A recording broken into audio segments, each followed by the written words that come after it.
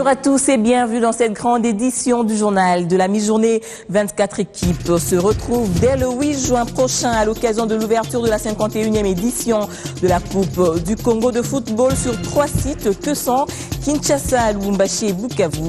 Les participants proviendront notamment de la Ligue nationale de football.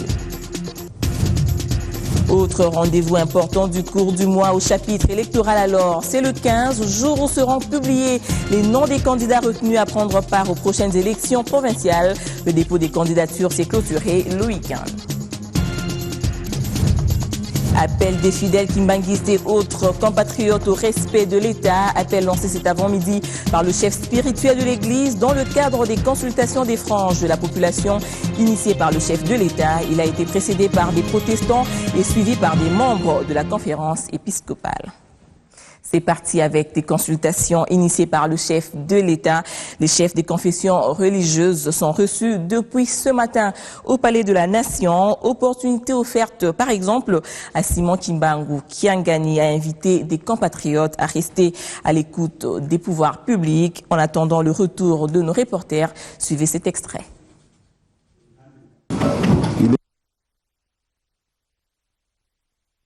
Nous y reviendrons dans notre prochaine édition. C'est l'une des résolutions de la 23e session de l'Assemblée parlementaire de la francophonie, section Afrique, dont les lampions se sont éteints hier à Yamoussoukro en Côte d'Ivoire. Aubin Minakou est le candidat de l'Afrique au poste du président de l'APF. L'élection aura lieu en Suisse au mois de juin prochain. Suivant le résumé de ces travaux avec le député Christophe Lutundula.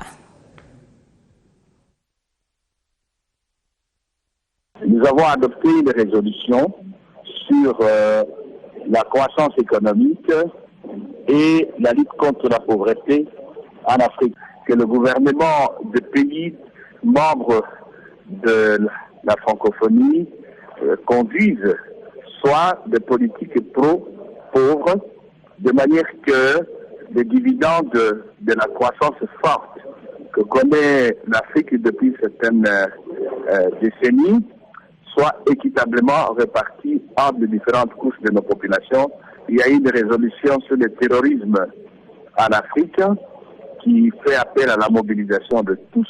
Une résolution aussi qui regarde vers la communauté internationale pour que les pays de l'Afrique francophone, notamment le Cameroun, le Mali, le Niger, le Tchad, quelque part aussi la Guinée, ne soient pas laissés seuls dans la lutte contre le terrorisme. Et enfin, décision importante et heureuse pour notre pays, le président Aubin Minakou Nzanjoko de l'Assemblée nationale, la RDC, a été désigné par ses pairs pour occuper le poste de président de l'Assemblée parlementaire de la francophonie, qui revient cette fois-ci à l'Afrique à partir du mois de juillet de cette année.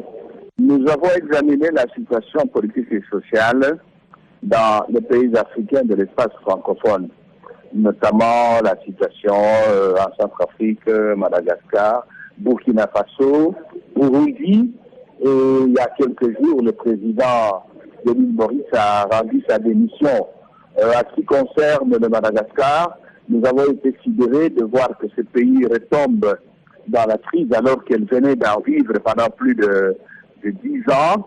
Et nous avons à ce stade appelé nos collègues malgaches et de manière générale les acteurs politiques malgaches à la retenue et à la recherche de solutions pacifiques. À Yamoussoukro, les élus du peuple ont également réaffirmé leur désapprobation face au terrorisme qui monte en puissance en Afrique. Ce sujet était débattu longuement lors de ces assises. Le premier vice-président de l'APF, Aubin Minakou, est revenu dans son discours dont je vous propose de suivre un extrait. Il est souvent étonnant de constater qu'après de sanglantes attaques terroristes, des officiels se livrent à une multiplication de mots de bonnes intentions non suivis de faits. Au niveau où nous en sommes, il devient urgent de favoriser une coopération entre tous, le phénomène du terrorisme étant généralement transnational. Nous comptons beaucoup sur les exposés des orateurs retenus pour ce thème. Pour moi, il s'agit de circonscrire la notion de terrorisme, une fois de plus, et d'en dresser un état des lieux dans l'espace francophone continental pour ensuite suggérer des voies de solution. Je voudrais terminer en rappelant qu'à l'ouverture du 24e sommet de l'Union africaine qui s'est tenu en janvier 2015, tous les orateurs ont dit non au terrorisme. Ce non, N-O-N, devrait marquer notre Assemblée. Mesdames, Mesdemoiselles et Messieurs, je vous remercie. Il faut noter que l'essentiel de ces échanges porte sur la suite du processus électoral et rappelons tout de même que l'opération de réception et traitement de candidatures pour les provinces s'est clôturée le 30 mai dernier. Pour l'heure, la place est au traitement de différents dossiers par la CENI. Dans le Nord Kivu, le dépôt de candidature de Simba Kaembe au Nord Kivu, plus précisément à Nyiragongo, a fait sujet des remous. Ce jeune qui a à peine 24 ans requis pour postuler est allé déposer sa candidature, situation qui a poussé la population à manifester sa vigilance. Suivez. Cette polémique est alimentée par le dépôt de la candidature du jeune Simba Kaembe n'ayant pas encore atteint l'âge de 25 ans demandé pour être éligible. Du coup, la société civile s'enflamme. En fait, à Nyiragongo, il y a la violation de la loi. On est en train de violer la loi comment? Il y a un jeune garçon majeur à l'âge de 23 ans qui était venu déposer sa candidature le dimanche passé. Lors du traitement de la candidature, on a trouvé qu'il ne remplisse pas quelques critères. Les critères, il y a d'abord l'âge. Il n'a que 23 ans. Alors, comme il avait 23 ans, il n'y avait pas moyen qu'il soit candidat à la députation provinciale.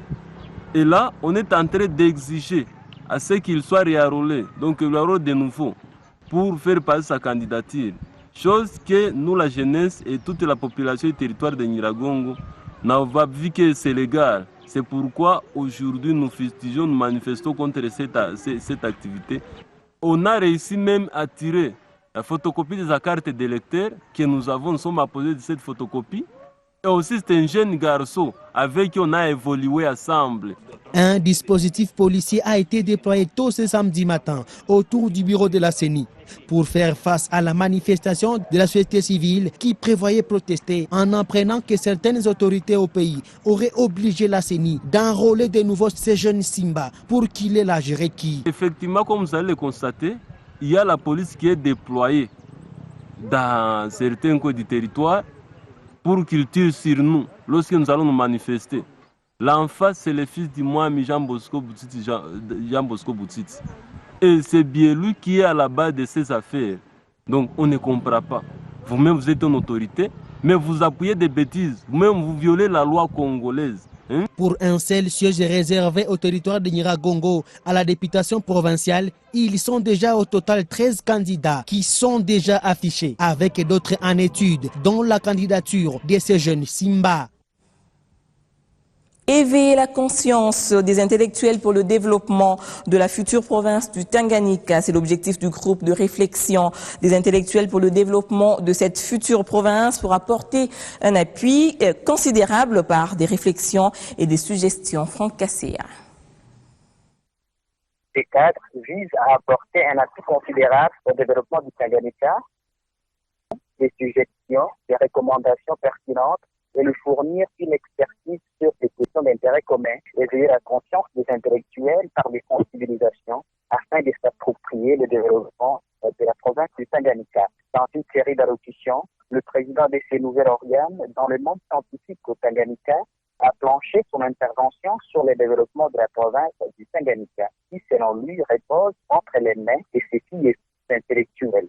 Le propos, selon Fermi Senga, sur le plan économique, le Tanganyika est essentiellement à vocation agro-pastorale. Néanmoins, elle dispose des ressources potentielles hydrographiques, sous-sol, sites touristiques, diversité culturelle. Mais aussi sur le plan intellectuel, le cadre intellectuel reste une structure incontournable pour le développement de la petite province du Tanganyika. Car, selon Fermi Senga, cette structure renferme la crème intellectuelle de tous les domaines scientifiques. Le chef de division unie du Tanganyika a quant à lui invité tous les Tanganitais à s'approprier de cette idée pour, bien sûr, le bien-être de la future province du Tanganyika. À lui d'ajouter que ces portes sont grandement ouvertes à tout le monde. Kalemi, Franck Kassia, Guiwane. Des confrères sont des nôtres en ce début de semaine à travers les lignes. Aussitôt après sa prise de fonction, le secrétaire général du PPRD a entamé des contacts suivis par le pouvoir avec les différentes composantes sociopolitiques. Première étape, Henri Mova Sakani est allé à l'écoute des compatriotes de libération du 17 mai sous la bannière de Mzee Laurent Désiré Kabila. Il a tendu la main à ceux qui s'étaient éloignés les uns des autres pour diverses afin de refaire l'unité, même par des alliances futures, à ceux qui ont libéré l'ex-Zaïre. Le pasteur méthodiste Daniel Moulunda, ancien président de la CENI, et le révérend Marco Lokotambola ont déposé leur candidature au provincial, révèle Africa News. À Lubumbashi et Kisangani, ils ne sont pas seuls. Plusieurs autres hommes de Dieu ont préféré la politique active en lieu et place de la chair, de concilier les deux. Exemples de Monseigneur Marini Bodo ou des pasteurs Oscar Kachama, Adolphe Koumouessa et Moïse Ekanga Lushima. Ouvrons la page sportive de cette édition avec Jean-Louis Kaninda, juste après cette transition.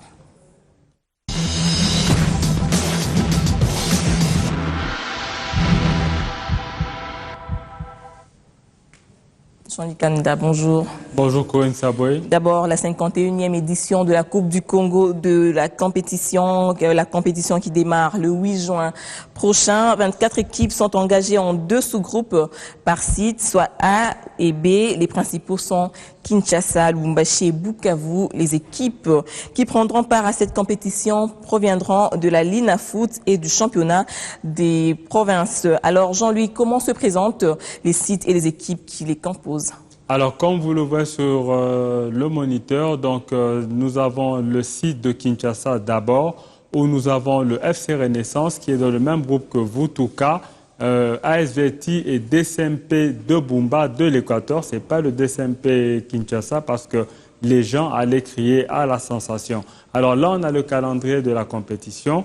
Donc pour la première journée, donc c'est le sous-groupe A.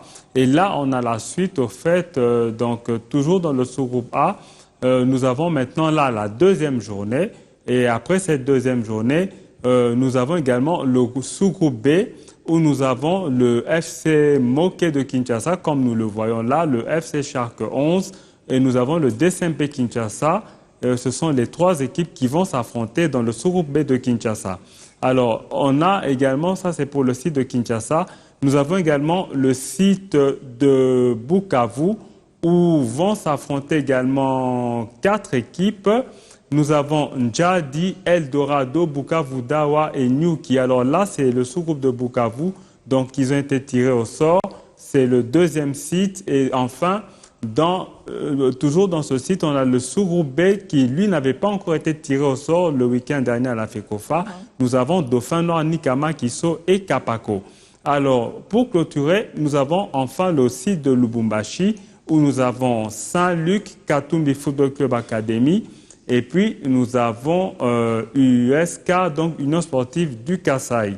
Et là, enfin, on a le groupe de Lubumbashi, le sous-groupe B que vous avez sur le tableau, avec Chinkunku, Sangabalende, Bazano et FC Saint-Éloi, Lupopo Kourensaboué. Selon vous, Jean-Louis Kaninda, quel est le sous-groupe le plus relevé? C'est le tout dernier qu'on vient de voir, donc où on a Bazano qui a fait une très bonne Linafoot. Il y a Sangabalende qui est en Ligue des Champions de la Confédération, qui est dans la phase de recadrage de la Coupe de la Confédération africaine de football. Et puis, nous avons Lubumbashi Sport aussi qui a pris part à cette compétition. Et enfin, nous avons l'Est Bantou qui est un revenant. C'est-à-dire, pour nous, c'est le groupe le plus relevé, le groupe que vous voyez sur le tableau. Et enfin, Jean-Louis, dites-nous qui peut facilement se qualifier? Alors, qui va se qualifier? Moi, je respecte toutes les équipes. Actuellement, le football a beaucoup évolué en Afrique, au Congo et dans le monde. Je me dis que tout le monde peut se qualifier parce que tout le monde va s'entraîner, tout le monde va se préparer et tout le monde aimera peut-être être le vainqueur le 25 juin prochain à Lubumbashi. Merci beaucoup Jean-Luc Anida pour toutes ces informations. Merci Corinne Saboué.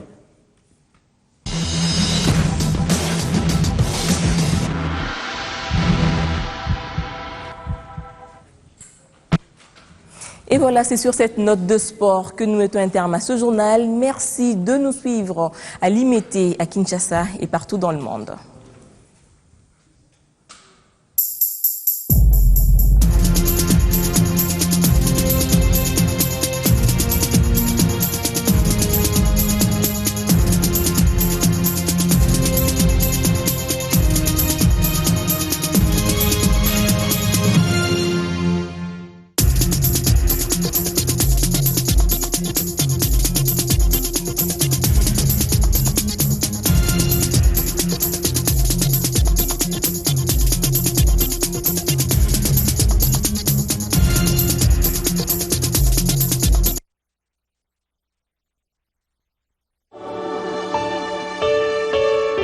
One thing I know is that if we came together as a nation and as a people, there's no doubt that we are